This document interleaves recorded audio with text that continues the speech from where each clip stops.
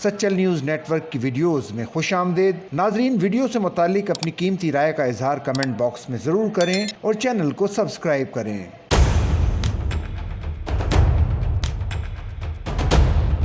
Pakistan showbiz industry के मारूफ अदाकार अदनान सिद्दीकी ने महंगे तहाइफ के हवाले से एक दिलचस्प इंकशाफ किया है। इंटरव्यू में उनसे पूछा गया कि ऐसी कौन सी चीज़ है जिस पर वो कभी भी खर्चा नहीं करेंगे, तो अदनान सिद्दीकी ने जवाब दिया कि ऐसी कोई एक चीज़ नहीं है, बल्कि कई ऐसी चीज़ें हैं जिन पर खर्च करने का उन्होंने खुद से वादा किया है।